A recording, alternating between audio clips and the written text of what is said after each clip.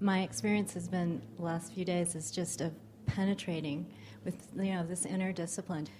Seeing ego coming in and its all its many manifestations, and just being able to sit still through that storm, and mainly because of your teaching and everything I've learned over the years through that teaching about that part, and being able to actually see it.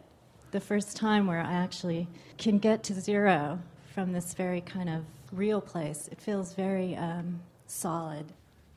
The reason I think that you are having the kind of experience you're describing has to do with the strength of your own intention at the moment. That's why it's happening in the way that it is. It's because your own intention has become so clear and strong. That's the reason.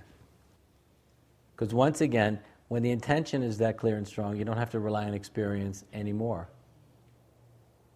That's now right. That's cool, isn't it? It's very cool.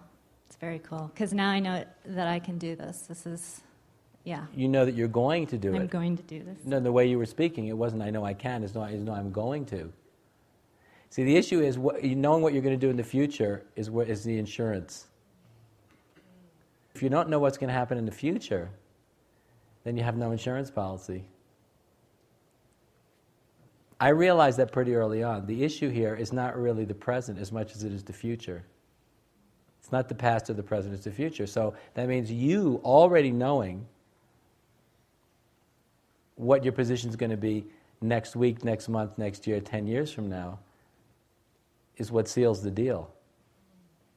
Having a cool experience now and feeling pretty cool now, that's fun. I mean, that's nice.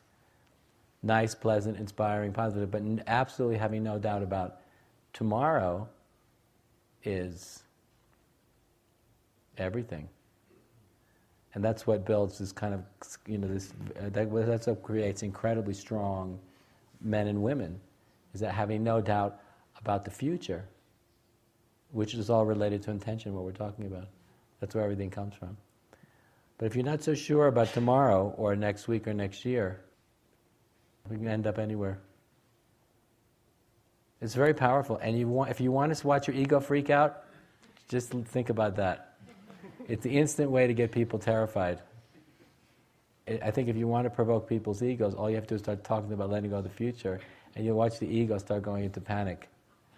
The ego's much more invested in the future than it is in the past. So I think that's just an interesting way to think about it, very liberating, very revealing. When you kind of get the ego's really invested in the future, everybody says you have to let go of the past. Well, we take that for, if you're holding on to the past in any way that is inhibiting one's capacity for freedom in the present, of course that's true, that's always going to be true.